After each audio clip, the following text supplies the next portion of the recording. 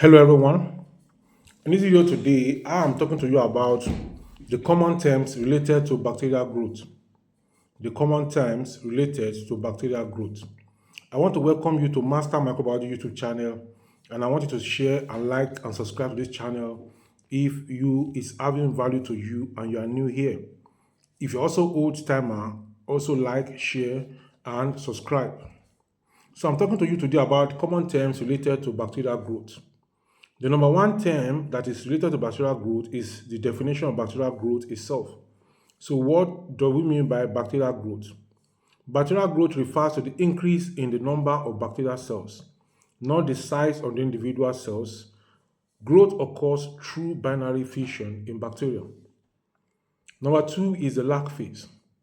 This is the initial phase in a bacterial growth curve where cells are metabolically active but not dividing.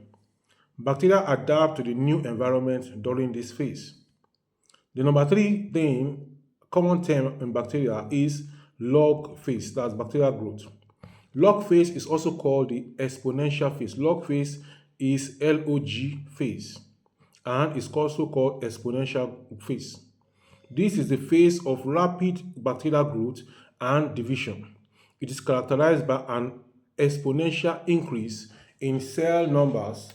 The growth rate is at its maximum during this phase. The next thing we want to look at is stationary phase. In the stationary phase, this is a phase where the growth rate slows down and the number of bacterial cells divided equals to the number of cells dying. So the number of bacteria that is being generated, that are dividing, being reproduced, is equal to the number of bacteria that are dying. So 50 million bacteria are produced in the culture. 50 million bacteria are dying. So what happens is that the culture remains at equilibrium. And then if you are drawing a curve for it, it goes that way. It goes flat. So that is what happens in this case. So the number of cells dying is equal to the number of bacterial cells dividing due to nutrient depletion or accumulation of waste products. Then the next definition or common term is death phase. Death phase is also referred to as decline phase, and it is a phase where bacterial cells die at an exponential rate due to lack of nutrients, accumulation of toxic byproducts, or environmental stress. The next thing is doubling time. Doubling time is also referred to as generation time.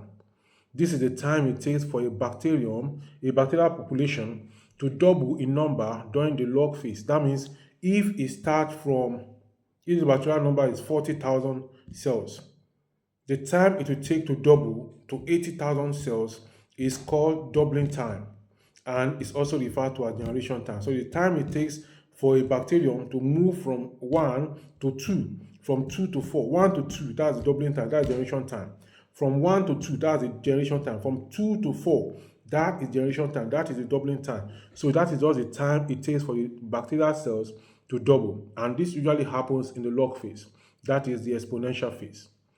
Then we have what is referred to as colony forming unit, CFU. And it is a measure used to estimate the number of viable bacteria in a sample. Each CFU represents a colony grown from a single bacterium. Now, optimal growth conditions. The specific environmental conditions under which bacteria grow best, including temperature, pH, oxygen levels, and nutrient availability, is referred to as the optimal growth conditions. And with that optimal growth condition, we can also have what is referred to as optimum pH. We can have optimum temperature. We can have optimum oxygen levels. And we can also have the optimum nutrient or the optimum concentration of nutrient that is the best for the organism. Now, let's talk about facultative anaerobes. These are bacteria that grow in both the presence of oxygen and in the absence of oxygen. They are facultative anaerobes. Then we also have the obligate aerobes. Obligate aerobes are bacteria that require oxygen for growth. Then we have the obligate anaerobes, bacteria that cannot survive in the presence of oxygen. All they need is the absence of oxygen. Then now we also have what is referred to as the microaerophiles. These are bacteria that require a low concentration of oxygen for their growth. Just from the name, micro, minute. aerophiles, talking about the amount of oxygen they need. Now, thermophiles, mesophiles, sacrophiles are what we're going to define now. Thermophiles or thermophilic bacteria, they grow best at high temperatures, above 45 degrees C. Mesophiles or mesophilic bacteria, they grow at moderate temperature, that is 20 to 45 degrees C. Most common bacteria or most bacteria fall in this range of mesophiles, and that is the human body temperature range also, and that is why diseases that affect man are caused basically by mesophiles and not thermophiles or sacrophiles. Then we also have the psychrophiles or sacrophilic bacteria.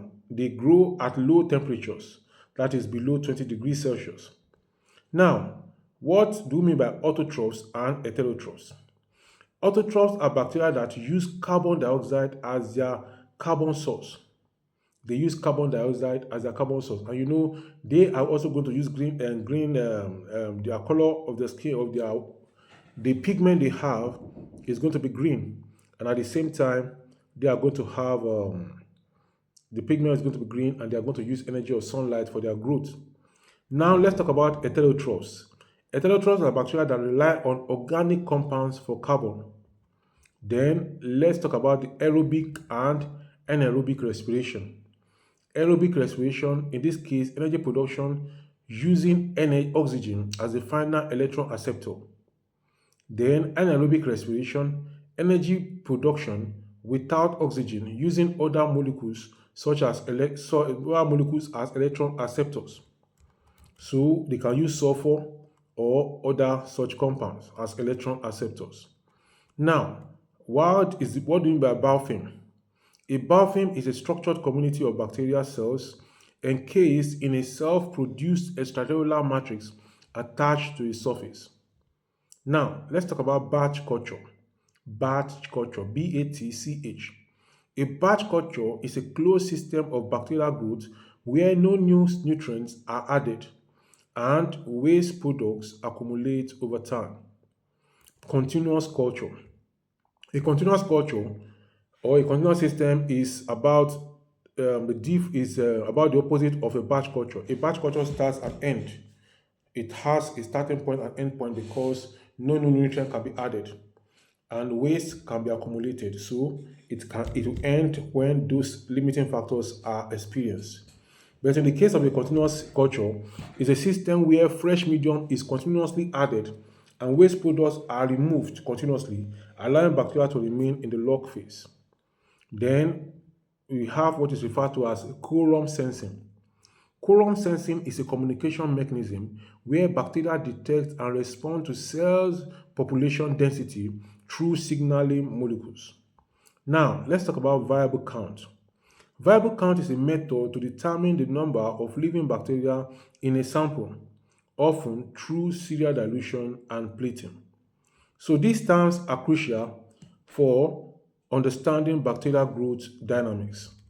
I am going to stop here for now. If you have any question or comment for me, you can reach me via WhatsApp, and my number is +23480 And if you have any question for me, you can send it to my WhatsApp and just inform me that you saw my video on this channel, and then that is why you are reaching out to me, and I'll be glad to respond. And if there's anything you want me to help you with regarding mastering of microbiology, you can let me know, and I am going to be of help to you. Until I come your way in the next one, please go ahead and watch this next video from my channel. And before you go, if you have not subscribed, subscribe, share, and like this video. I'll see you in the next one. Until then, keep yourself safe and go ahead and watch this video.